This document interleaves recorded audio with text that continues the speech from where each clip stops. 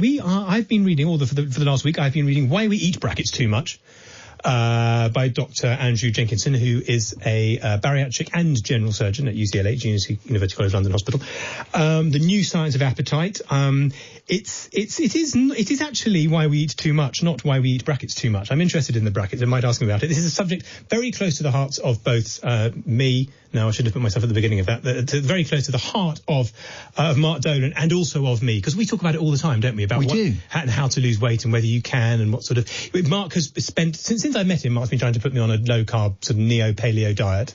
Well, I think, notwithstanding the current pandemic, obesity, high blood pressure, type 2 diabetes, these are the biggest health concerns globally at the moment in our story as a species. I agree in all sorts of ways. And also, look, as we see the statistics for the COVID death, and there's all sorts of issues around government responsibility for this, that, the other. There's no getting away from the fact that we haven't done anything for that different from the rest of Europe, a little bit of a weaker lockdown, but basically we have had more deaths. We are fatter than they are. We are fatter than they are in Spain. And our cities are more dense and we are more dense. Are you talking? Is that a clever metaphor for how? Oh, you don't mean dense like thick? You mean dense like fat? No, you're quite right. And it's. I wonder if there is just a simple link between the obesity and the death rates. I don't know. Is that something, Andrew Jenkinson, that you could tell us? Do you see? Welcome to the show. Apart from anything else. Hi guys. Hi. When you see it's beginning to be talked about now in the papers, that we have this higher than we would have liked death rate. We went flying past the 20,000 towards 30,000, and then, but there is a link. There must be a link to the obesity of our population. Yeah, I think it is. And I think when you look at the research of how coronavirus actually works, it attacks this receptor, the ACE2 receptor, which is in a lot of people's lungs, and we sort of thought that was causing a pneumonia, but it's also in a lot of people's blood vessels, and it's something that reduces. So the ACE2 has an effect on a couple of sort of hormones.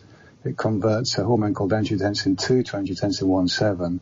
Angiotensin 2 causes a lot of inflammation. Angiotensin 1-7 stops that inflammation and sort of oxidation. And we know that the Western diet causes oxidation, corrosion of the body, and inflammation.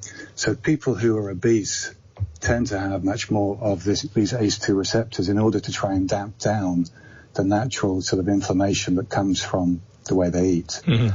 So I think they have more of it. It's almost acting like a dam, sort of preventing this sort of explosion of inflammation. And once that dam is broken by coronavirus blocking the ACE2, you get this sudden and severe and dramatic inflammatory and oxidative response, which can then trigger this terrible either respiratory illness, really, really acute sort of pneumonia that kills people within a couple of days, or actually vascular problems to do with the heart and blood vessels, clotting and things like this. And it sort of fits in as well with the sort of this new thing with children actually with Kawasaki disease. So it does affect the vasculature as well. And we are generally more overweight and more obese than the rest of Europe, aren't we?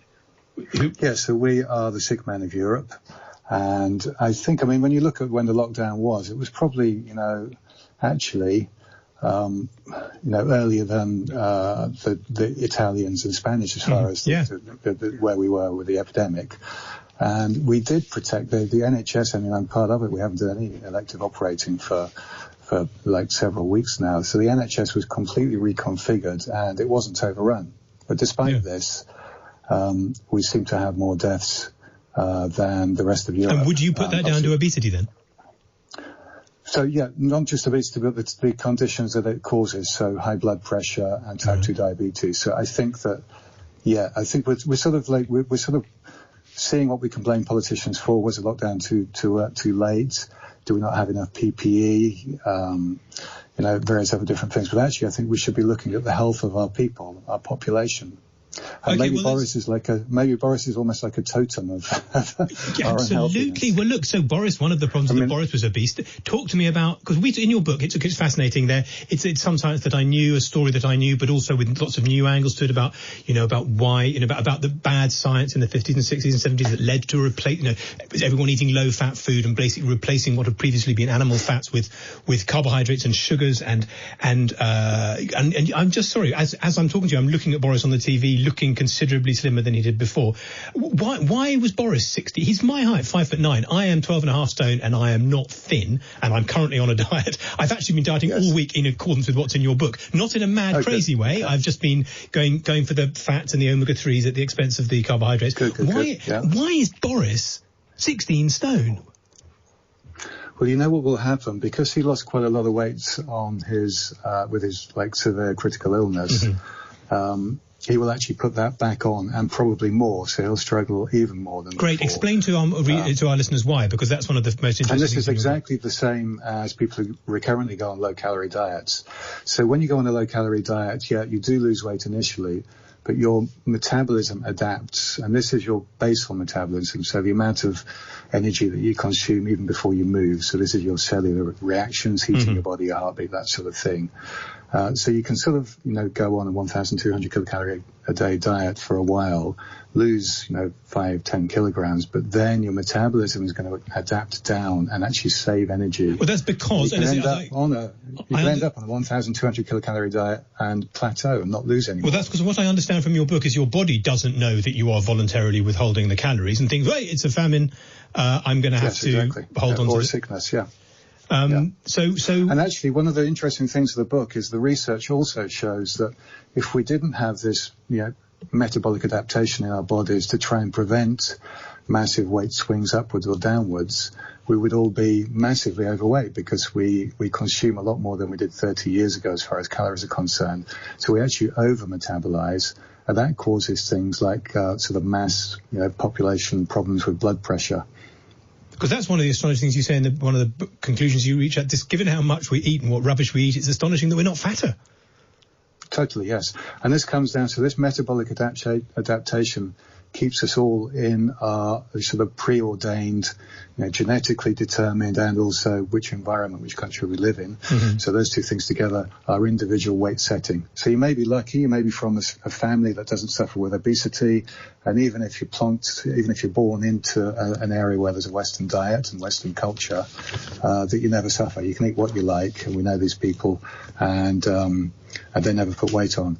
Alternatively, you can be from a family that suffer with overweight or obesity, and in a Western environment, and you're going to struggle. Well, so this is an interesting... even more if you don't currently. Well, exactly. Well, this is an interesting point that's in your book. I have written tangentially about obesity for years, because I write about food and restaurants, and I eat a lot, and people go, why aren't you fat? And I go, well, I make an effort to be not fat, but I think I'm entitled to speak about it. I made a film called Tax the Fat on Channel 4, that was, it was horrifying to someone like you, and now to someone like me, in which I was holding individual overweight people responsible for their actions. And I said, I don't want a sugar tax. There's a reason why I should have to pay more for a Mars bar. I want to directly tax fat people to make them eat less. And I hypothecated in a faintly Swiftian way, but I was saying, let's multiply the tax liability of every person by the square root of their body mass index over 100, so that if you are fat, you will pay more money, and you will.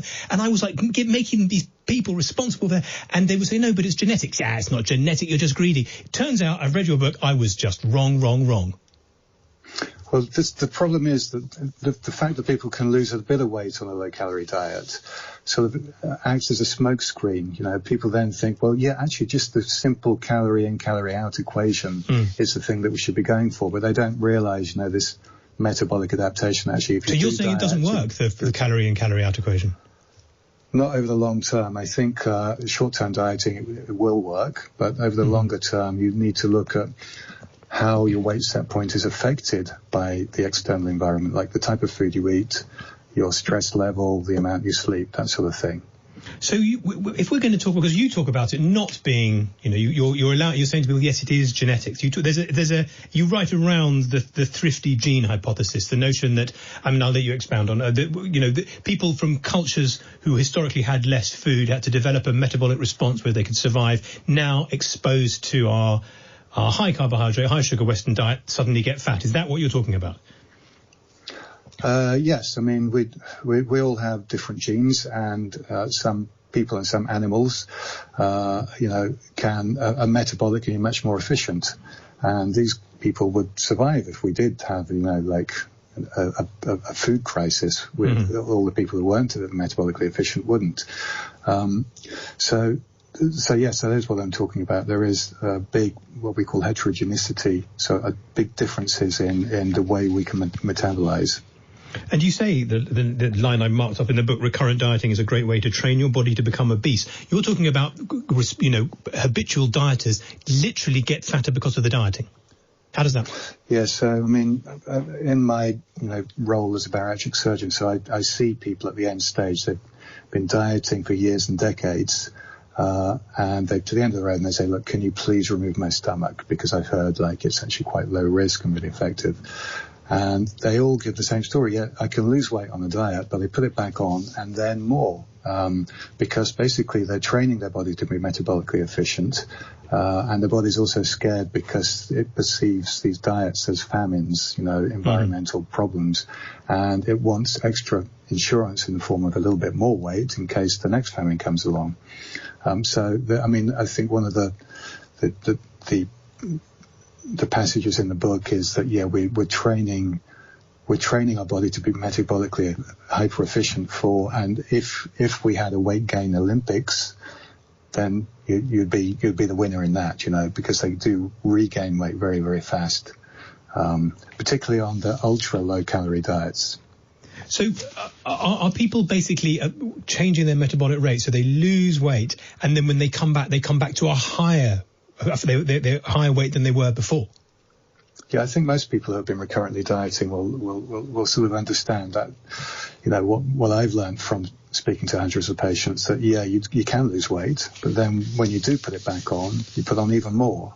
And it's this incremental thing over the years until you then get to a situation where you have such a critical mass of fat that you get a condition called leptin resistance, which I'm sure you read about there. But do explain to the listeners about leptin resistance, because that's crucial. Yeah, so leptin is a hormone that is crucial in weight regulation. So it basically is secreted by fat cells. So the more fat cells you have, the higher the leptin level in your bloodstream. And your weight control center in your brain, called the hypothalamus, reads the amount of leptin in your blood. And it's almost like a gas tank meter. It's a petrol tank meter. It's a way of you understanding how much fuel is on board. So leptin resistance comes about if you reach a critical threshold of fatness, where you have a lot of leptin in your bloodstream, but it's actually the message is not getting through to the hypothalamus. So it's basically like you're driving along the motorway, and you look at the petrol gauge, and it looks like it's on empty. So your stomach is, you're being told, your brain is being told that you're not full when you are. Yeah, basically you're desperate to fill up. You go to the petrol station, and actually it's already full. It's the gas tank meter that's the problem. And people with leptin resistance will actually be quite hungry and have a voracious appetite. They won't want to eat in public because they'll be demonized because they're already obese. But they're getting these really, really strong signals from their hypothalamus that the gas tank is empty. Right. And the hypothalamus also will be decreasing their metabolism because it thinks, like, where is all the leptin gone? We can't see it anymore. So it's a fully unconscious response that's happening at this neurological level, which they can do nothing about. Yeah, so basically you get a situation, a normal person will be overweight, they'll, from the media and whatever, they want to lose weight, and they'll go on recurrent diets, and actually the diets will fail, and they'll get heavier and heavier and heavier over the years and decades until they reach this critical point of leptin resistance, where, the whole self-regulation of your weight breaks down, and this is sort of where it gets into become a proper disease. Fine. Well, what we'll do is we'll have a short break, and after that we'll talk about what people can do about it. Talk Radio. Giles Coran on Talk Radio with the Times and the Sunday Times. Be well informed.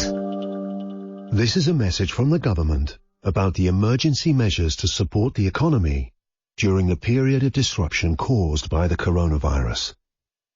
To help you, your business, and your workers affected, you can apply for cash grants, business rate holidays, statutory sick pay relief packages, as well as the coronavirus job retention and self-employment income support schemes. For information, go to gov.uk/business-support now. Stay in and keep things fresh with a Mindful Chef recipe box. Order online and get fresh food delivered straight to your door to cook delicious new recipes. There's no supermarket shopping, just incredible dishes using the highest quality meat and fish to choose from, like Persian chicken with mint and pomegranate or salmon with Provençal vegetables. Learn to cook exciting, tasty meals that help you feel great. With delivery in as little as 4 days, order your first box at mindfulchef.com. Tomorrow on Gold, one of TV's favourite father and sons, Ricky Tomlinson and Ralph Little, are hitting the road. It's wonderful. I'm blown away by it. For a proper tour of the north. Got some tea on the go, do you want a cuppa? Oh, yes. Enjoying the beautiful countryside, culture and characters in their very own camper van. There are some beautiful places in the north of England. Why would you want to go anywhere else? The weather. Ricky and Ralph's very northern road trip starts tomorrow at 8, only on the Gold TV channel. Talk Radio, traffic and travel. The main road between Cree Bridge and New Galloway, heading through Dumfries and Galloway, the Queensway, it's closed because of a tree hanging down. Lewisham Roads in London, in Lewisham, it's partially blocked by a collision between Lewisham Hill and Lewisham High Street. Hampton Court Way, East Mosley through Surrey, it's closed by an overturned vehicle between Creek Road and Bridge Road. A168 Minskip through to Allerton Park through North Yorkshire, that's closed by a collision, and Severn Bridge, one lane is closed each way because of the windy weather. I'm Nick Arkell. At Tesco, we've price-matched Aldi on hundreds of products, like bananas, peppers, chicken breasts, mushrooms, Warburton's bread, strawberries, even avocados. That's Tesco products at Aldi prices. Because now more than ever, every little helps. Tesco. Prices checked on comparable products from GBLD stores and online twice weekly. Price most often found matched, excluding promotions. Selected Tesco stores excluding Express and all Northern Ireland stores. Products and their availability vary weekly and by store. Details at tesco.com/Aldi price match. Giles Coran on Talk Radio. Speaking this evening to Dr. Andrew Jenkinson, author of Why We Eat Too Much. By the way, just to ask you, Andrew, why is it why we eat brackets too much? Because you're definitely talking about why we eat too much. Why is the too much in brackets? You could probably ask the guys from Penguin who came up with the name. Oh, right, it was going to be called obesogenics, but they thought that. You know, yeah, I'm with them. I'm then with them, Andrew. I see you're a Sunday Times bestseller. That doesn't happen with a title like Obesogenics. I have tried every different variation of titles. Penguin know what they're doing. They do. And so listen, we've talked about some of the reasons that genetic reasons that people might get become obese and leptin resistance, this sort of thing. What can we do about it? You're saying dieting makes you fat. What on earth is someone overweight to do? Between fatness and then going to bariatric surgery, which seems quite extreme. Yeah. What can people do? The book is an anti-diet book, so it says don't go on low-calorie diets, but you need to understand your individual weight setting and why it's set there. So we know that 75% of your determinant of your risk of obesity is genetic, which you can't change. But if you do happen to be sensitive to, the Western environment, then you need to look at other things. Sorry, just to say, when you say sensitive to the Western environment, you're talking about, you're talking about a genetic predisposition which will come from a long time ago to do with how effective you're. Yes. And then you're talking the Western environment, you're talking about what? Western diet, we're talking about a number of things. So the type of food that you eat, your stress and exercise level, and your sleep level. So, and all these external factors will determine the amount of insulin in your system, the amount of cortisol in your system, and basically the relationship between the omega-3 and 6 essential fatty acids, basically fat vitamins. So we need to sort of. So Giles, if I can just expand on that. So we know various types of food increase your insulin. We know sedentary behavior increases the amount of insulin in your system, and stress and lack of sleep increase cortisol. So both these two hormones, cortisol and insulin, if I was to give you cortisol or insulin as a treatment for something, your weight setting would go up. You would put on a stone and a half. You would suddenly be fighting against rapid weight gain. You would have to, try and, you'd be hungry all the time and feel listless. If I then took the insulin and cortisol away from you, then your weight setting will go back to normal. So the food and stress environment that we're in almost acts like a proxy drug. It's almost like I'm treating you, with insulin or cortisol, with these external factors. So the book goes into how we can decrease, these factors by changing our environment, which will have the effect of then decreasing your weight setting, and then seamlessly your weight will just go down without, going on any type of diet. Okay, but it sounds, when you say, because you say towards the end of the book, this is not a miracle diet, to some people, fat people particularly out there, that will sound like a miracle. You're saying make these lifestyle changes and your weight will come down.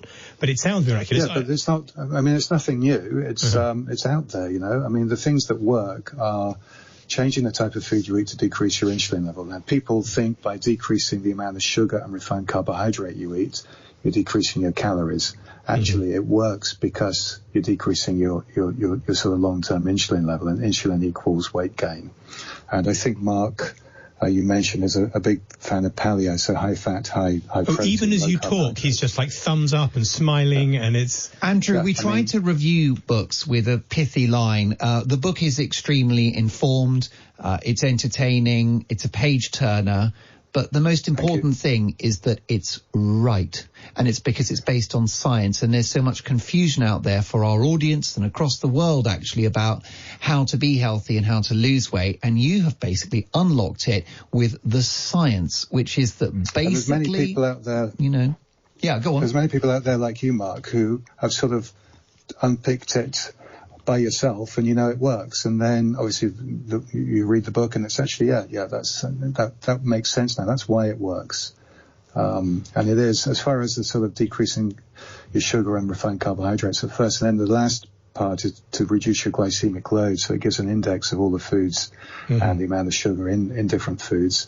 And if you can get your glycemic load down, then you'll decrease your insulin level. Well, you're also asking, you've also got the thing about the omega imbalances. So one of the things I tried in the past to reduce carbs, I'm not overweight or obese, but I could be half a stone less. I could look more marvelous, and I think, right, what can I do?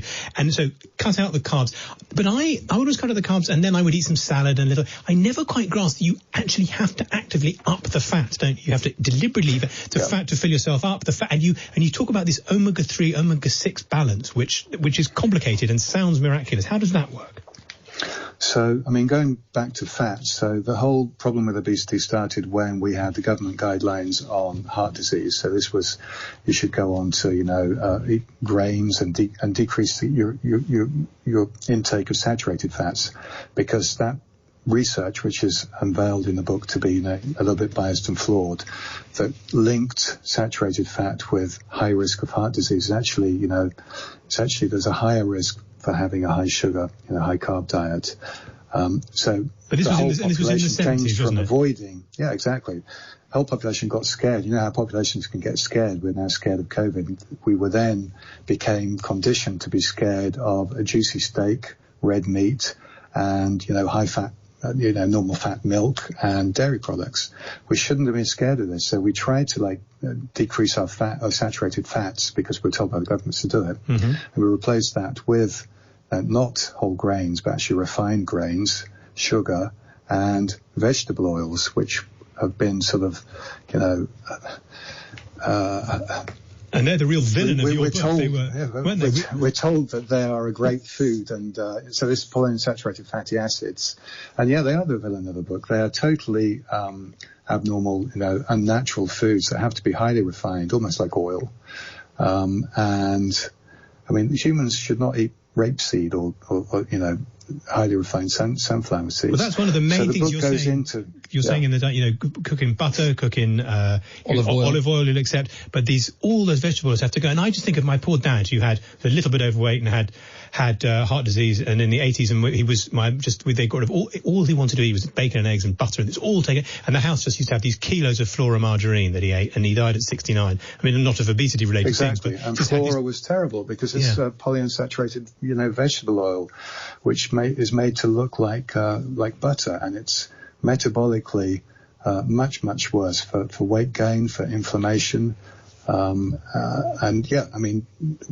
book unveils the fact that, fat doesn't make you fat, and has a much lower risk of cardiac disease than things like sugar and unnatural fats like vegetable oils. So you talk about these sort of general lifestyle changes you need to make, and you need to cook your food from fresh, you need to get more sleep, and to get more exercise. One could scoff and say you're telling people to be more middle class. I mean, you're just sort of describing my lifestyle. But it's not a crash diet, it's a gradual change. But then you look at celebrities, you look at famous people who lose weight very quickly, and we're in this world now, and we're going to be talking to Douglas Murray, his book, The Madness of Crowds, and you've been talking about the madness of crowds, mass delusions, and one of these things, there is now an issue around fat where, someone like Oprah or Dawn French loses weight, and that's a betrayal of the overweight sisterhood because they've created these positive images around them. You look at Adele; she's been getting in. How did she do that? She's getting in terrible trouble for being disloyal and having lost weight. How has she? She's lost 10 stone or something. It looks like from pictures this weekend. She looks amazing. How has she done that? Well, you'd probably have to ask Adele. There's a lot of celebrities who suspiciously lose a lot of weight. Oh, suspiciously? I didn't say suspiciously, Andrew. What could you possibly mean? I don't know how she did it. So probably, maybe she's gone ketogenic. Maybe she's only a real zero. But ketogenic being when? But I wouldn't want to speculate on any other. Well, I can tell. What you're saying is it wasn't you that made her thinner then. No. Fine.